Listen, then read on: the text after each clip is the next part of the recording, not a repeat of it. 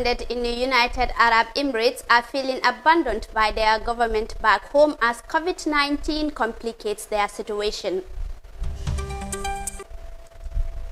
Ugandan authorities have turned the country's national stadium into COVID-19 treatment center. Courts in Kenya have abandoned the use of digital platforms for court proceedings into wake of COVID-19. These and more stories coming on the world today. Do stay tuned.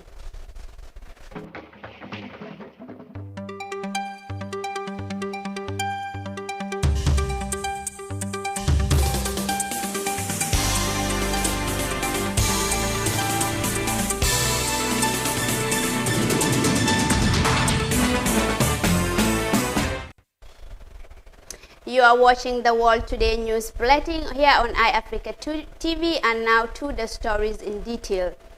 The Fonyi Youth Association on Friday morning gathered in solidarity with the family of Haruna Jatta, who was shot by forces of the West African military intervention in the Gambia in June 2017. The death of the 52-year-old followed a community protest against security occupation in Kanilai, the hometown of exiled former President Yahya Jammeh. On the third anniversary of the incident, the youth in the area modified their call for justice by providing support to the widow and a 10-year-old son of Mr. Jatta. Secretary General of Fonyi Youth Association, Almami Jeba, expressed the group's commitment in pursuit of justice in the name of Jatta family. The purpose of the association is to stand firm, support the people of Fonyi, irrespective of political affiliation, tribe, or region. So we deem it fitting today, as a day like today, yearly we do stand in supporting the late Haruna Jatta. It is 3 years, 10 days since he was killed by the Senegalese forces stationed at Kanilai here. So as an association, we deem it fitting that irrespective of whatever, we will stand support and also guide as a family to make sure we support the family. As an association, we brought 2 bags of rice, a gallon of 10 liters with 100 exercise books, 200 pencils, erasers, and a collar, and also 2 pairs of uniform. The purpose of which we see the family as a vulnerable family. We see the boy that is a person who is in need of help. We are raising questions, and we want to soundly raise our voice high that day in, day out, for 3 consecutive years, we've been asking the government of Adama Barrow, we want to know who killed Haruna Jatta. And we want to know, after the killing process, we want to work towards ascertaining the report of his death. In a bid to fight against the global pandemic, Uganda turned the country's national stadium into a treatment center. The 50,000 capacity sporting activity or facility is expected to accommodate 9,000 patients. Currently, Uganda has more than 700 confirmed cases of the coronavirus. More of that in this report. This is the Mandela National Stadium. It is Uganda's biggest sports facility. Now, sections of this facility are going to be transformed into a COVID-19 treatment center. The Ministry of Health here has been using 2 major facilities, the National Referral Hospital in Mulago and the Grade B Hospital on the outskirts of the capital, and several other facilities spread across the country. The ministry is planning for 9,000 beds entirely because of the space that can be provided for in this area. We spoke to the Permanent Secretary of the Ministry of Health, and this is what she said about the plans to turn this sports facility into a health center. By next week, I think we should be ready, because they were setting up the halls where we're going to put our patients. And this is not only in Nambole, but we are looking at also expanding our regional referrals so that we increase the capacity. Should we get big numbers, we should be able to it should not take us by surprise. Uganda registered its first COVID-19 case at the end of March. There have been more than 700 cases since. The Ministry of Health, however, sees some positives in its fight against the virus, registering more than 400 recoveries and no death. The government has put in place some measures in the prevention of the spread of the virus, the mandatory wearing of face masks and also social distancing. However, laxity in the adherence to these measures within several communities is causing a lot of worry. There too is fear that this may lead to an escalation of the cases. The Minister of Basic and Secondary Education has announced the reopening of the Grade 9 examination class of the Upper Basic School streams on Wednesday, 24 June 2020. Claudiana Cole said in a statement on Friday that after months of total closure due to the coronavirus global pandemic is coming after devastating effects on the educational sector in the country. This has seriously threatened the achievement of the annual target of 880 hours of instruction. However, we would recall that some 2 weeks ago, the government of the Gambia decided to relax the state of emergency restrictions to open and extend businesses and opening of schools.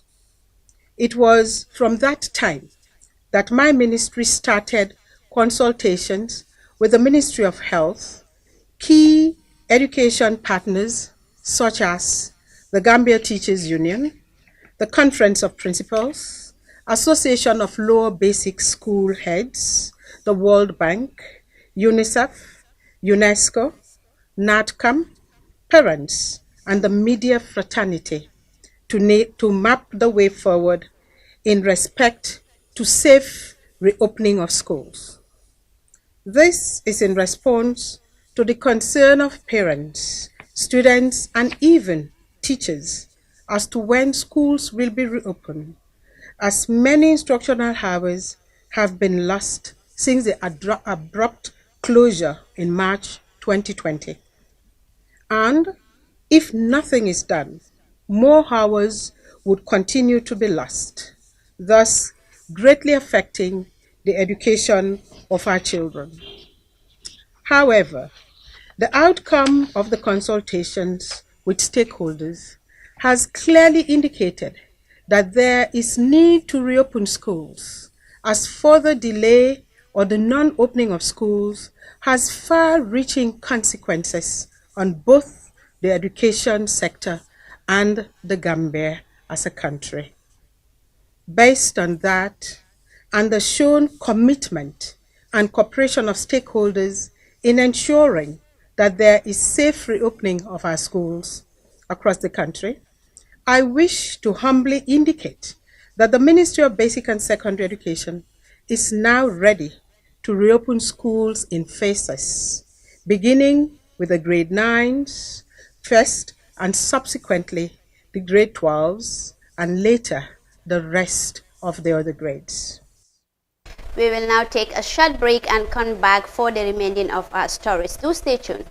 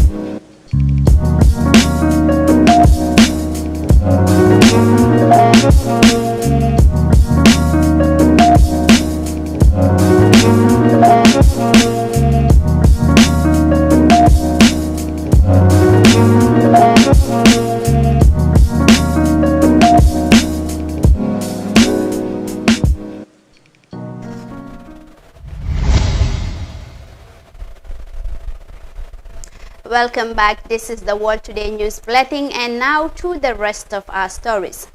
Gambian migrants in the United Arab Emirates said that the impact of the coronavirus is making life unbearable for them in the diaspora.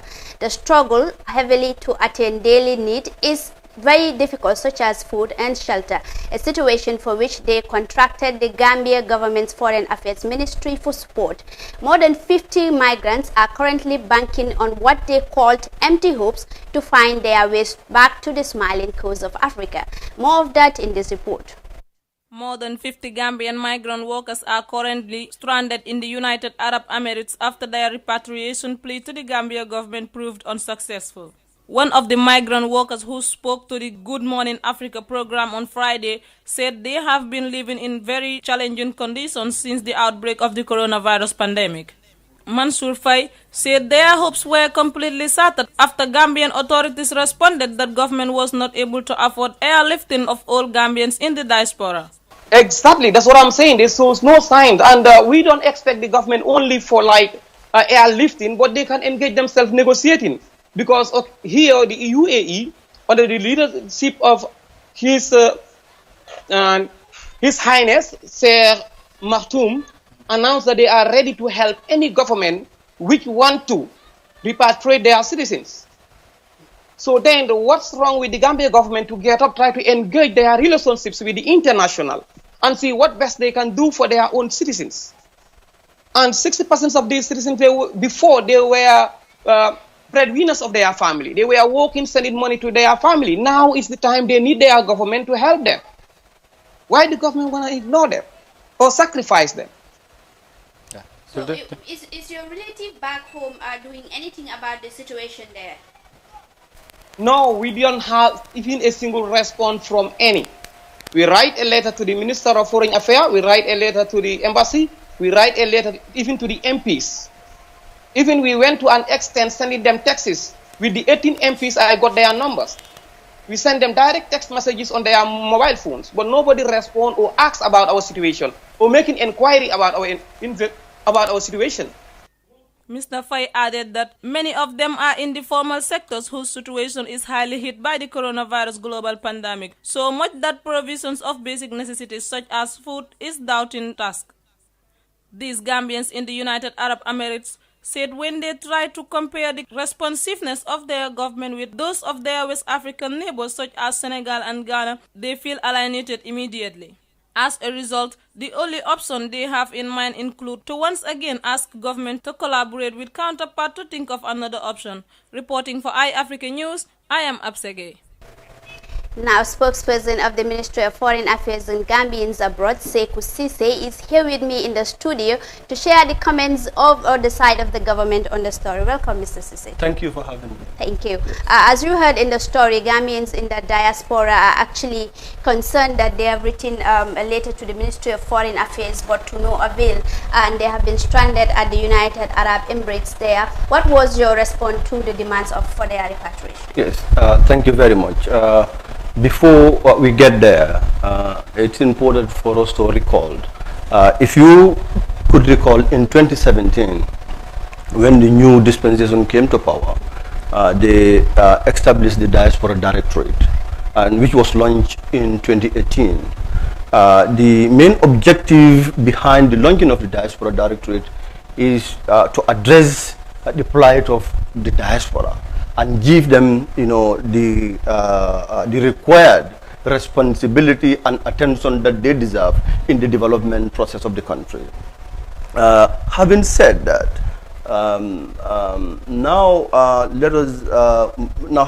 let's move to this story. The Gambians in the United Arab and the allegations they've made. Yes. We are the government. The Minister of Foreign Affairs is very much concerned about the plight of Gambians in United Arab Emirates, and we received the information, we received the story. But the government has a constraint, and that is resource constraint.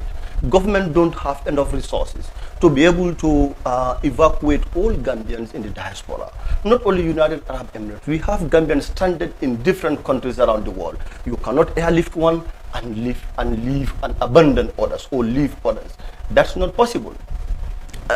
The government wants to do it, but the resources as of now are not available, or the resource as at now is not available to be able to airlift them from United Arab Emirates to the Gambia. And aside from that, there are a lot of risk attached to evacuating people now. Certain logistics have to be in place before you evacuate people, because we are handling a pandemic in our country, and we are doing all what we can to be able to contain this pandemic within our cycle here. So, and government is also thinking in the aftermath of the pandemic also. You know, we all know that the coronavirus breed economic problems around the world. It brought in economic problems around the world. A lot of countries will suffer economic problems in the aftermath of this pandemic. Government is aware of that. It is also preparing for that. As of now, you can see, even in the government setting, some workers are not active at work. Some have been asked to stay home while others work. So all those things contribute to the human resource capital that the government has. It kind of limited the human resource impact, the impact that the human resource will have in the development process of the country. So we are surrounded with a lot of constraints, but nonetheless, government is trying to address the plight of Gambians in the country, and then also the plight of Gambians abroad. But what we can say with high degree of certainty is that government don't have the required resources to be able to airlift them from United Arab Emirates to the Gambia. So, yes. But what were some of the demands that they actually placed to the Ministry of Foreign Affairs? Yeah, what I know is that they want to be airlifted from United Arab Emirates to the Gambia. They want government to facilitate that. But how do we facilitate that? In that country, if you overstay there for even one more day, you will not be allowed to leave without paying for it. You will go up to the airport, the security will break you and ask you, they will check your visa. If they realize that you stayed one more day, a fee will be levied on you, and you will be asked to pay that exorbitant amount of fee. So there are a lot of things attached to it. Much than just taking a flight and bringing them to the Gambia. There is a lot attached to it. It's not as simple as people are seeing it. And then not only that, it's important for people to take note of the fact that since the pandemic broke out, government has done a lot to the people in the diaspora, or for the people in the diaspora. It gave support to our students in Wuhan and other affected regions in China. We gave them financial support, and and also through our various embassies and consulates around the world, the government of the Gambia, through the Ministry of Foreign Affairs, continues to give support to Gambians, ranging from advisory support, consular support, embassy support, and in some cases, financial support to Gambians abroad. So government, it has its limitation, it has its constraint also. It cannot verge into something that does not have the capacity to do. Yeah, we spoke to one of them in the morning, Mansour Fai, and what he told us was, even if they are to pay their own fees, the only thing they need from the government of the Gambia is to facilitate their return from there. And they said the embassy in UAE, it's actually ready to partner with the government of the Gambia, but the government of the Gambia is reluctant to come to their aid and make sure that they are repatriated back home. What fee? What fee do they want to pay for themselves? What fee? Can you tell me that? Yeah, what he said was, even if the government of the Gambia is concerned about the funding and all that, they will try among themselves to fund themselves. The only thing they need is for the government to guarantee them that, okay, this is the flight that will take you back home, and then the rest, they will take care of that. That is what we were told in the morning. We spoke to them in the morning here. But look, taking a flight to UAE and help them board the flight, it's not cheap. That's a whole lot of process involved, a lot of things, and there are also risks attached to that also.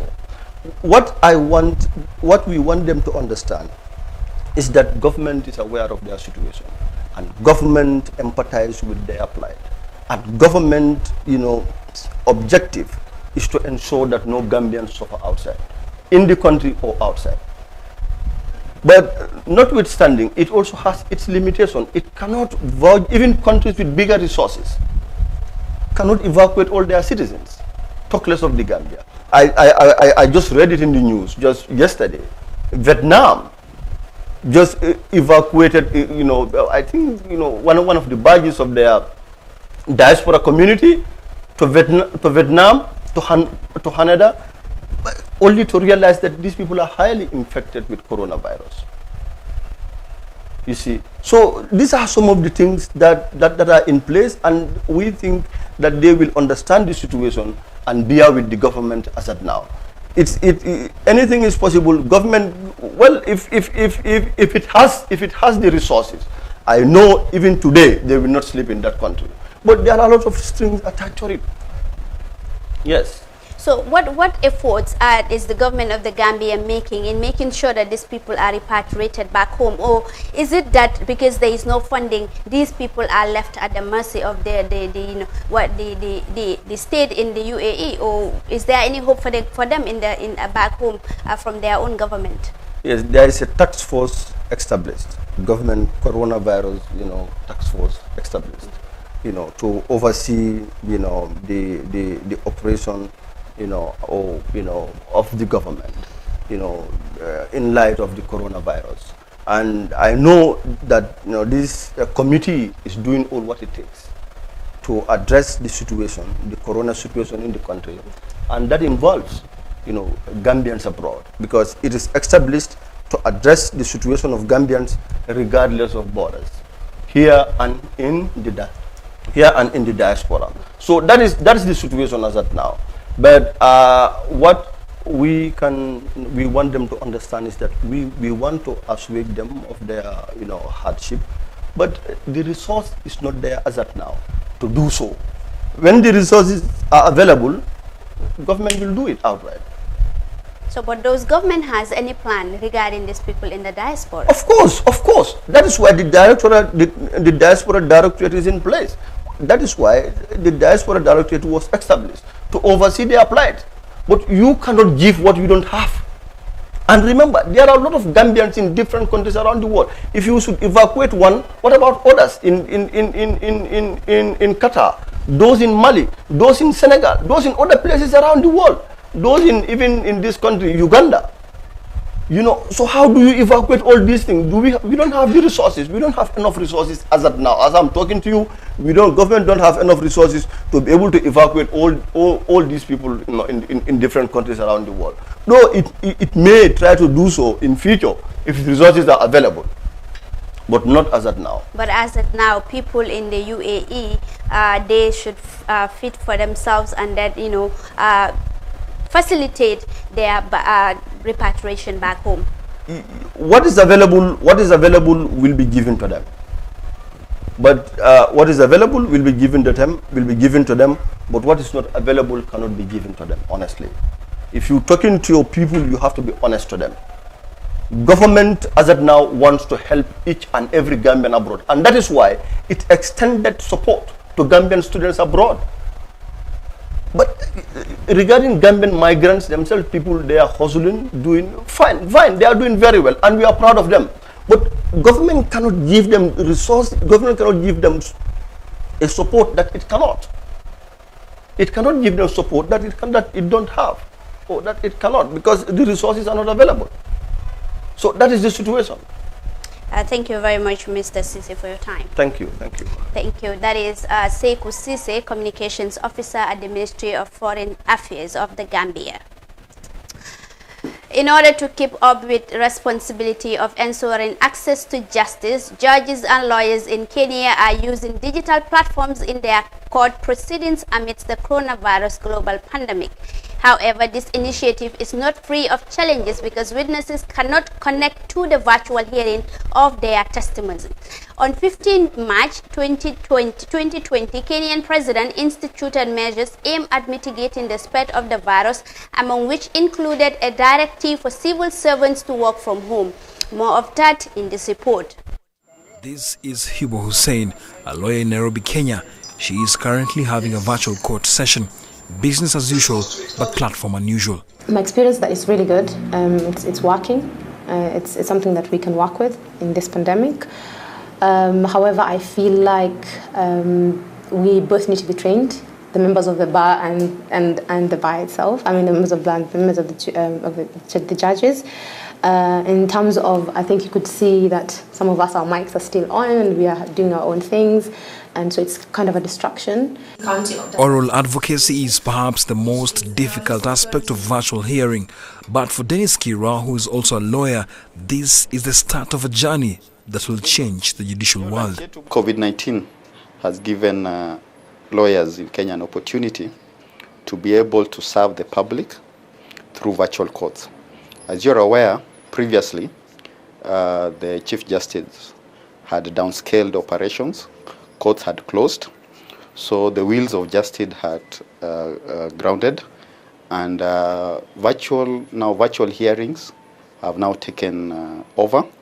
I think to just say 80% of cases right now in Kenya are handled virtually. It's incredibly positive news coming out of a number of jurisdictions. South Africa has been having virtual hearings. In Tanzania, the appellate division of the East African Court of Justice has started having hearings. There are hearings in Nigeria. Virtual hearings have become somewhat uncharted territory, and everyone going through the same learning experience. It's fair to say that all participants, including judges, arbitrators, mediators and legal practitioners, have been having challenges. But for Hiba Hussein, these should now start from the schools teaching law. They need to be more practical in terms of what is exactly happening in practice, apart from the theoretical aspect of the law, which would be like, for example, in terms of accessing the court, in terms of virtual hearings or calls or conference calls or whatever it is, or introducing laws that are tech-oriented. The matters that have full hearings where you have to bring in witnesses, and because of the cessation of movement, the challenge that currently is evident is that you cannot be able to proceed with a full hearing virtually, because either your witness on the other end cannot be able to connect to the court, to the virtual court, and produce his testimony. They're replying affidavit that was an error. Compared to the physical hearings in the courts of law, the virtual idea has taken off, and now experts believe there'll be no reverse gear anytime soon. Online hearings are the future. It's what's going to happen, and there's no point comparing it with a physical hearing. They're going to offer a different form of justice, a different way of receiving resolutions to clients' disputes. The digitization and, of course, the virtual hearings here in Kenya started way back in 2010. At that time, it wasn't taken seriously, but this time round, due to COVID-19 and the strict measures of physical distancing, it's the new norm. Judges, lawyers, stakeholders in the system are now lacking the fact that they can work in the comfort of their homes and offices, but as long as they pass critical laws. A system that will enable consumers to make online shopping of their favorite drink has been launched in South Africa. Consumers welcome the move, which they describe as convenient, as it will save them a lot of time and energy. Let's have more details of that in this report. The platform enables consumers to pre-order their favorite drinks online at a chosen time and collect it. Retailers would also then register on the actual site. They would then, their interface, they would then see all the scheduled orders that consumers have placed against their particular outlets, which then allows them to pre-prepare their actual stock so that there's less congestion in the actual outlets. There are far less lines also from a consumer point of view. The offering is also enticing for consumers on another level. There are value-added services and discounting. We've been very innovative in terms of trending with time. For instance, they've brought this machine, and then they've brought a lot of things inside those machines. Like, for instance, there's airtime, there's a lot of things. You can play Lotto, pay DSTV, so they're innovative in a way that you can't resist not taking that your business with them. The Hola app is aimed at the township market, and there's a fair amount of interest being shown already. And while it deals with a specific COVID-19 lockdown challenge, it has longevity. because it just allows for a better facilitation of the purchasing and the selling of products. One, it helps the retailers or taverners schedule better. Two, it helps consumers just engage in terms of, one, supporting their favorite outlets, going at the times that they actually want to now go to those particular taverns and be served in a far more efficient way. Unexpectedly for many, the pandemic has resulted in a positive spin-off. Now it has come. At the same time that COVID has helped us to speed up some of the things. Like, for instance, we now have that click and collect. Who could have thought that the tavern or Shebeen could have such a service that we are rendering now? I think it's the best. It's about customers, it's about bringing the business to the customers, and it's also about using technology to make sure that everybody in that value chain is satisfied. This is all we have for you in today's news bulletin, the World Today News Bulletin. For more of these and other stories, join us on iafrica.tv. Thanks for the pleasure of your company and have a pleasant evening. Once again, I am Julde Yasware. Bye.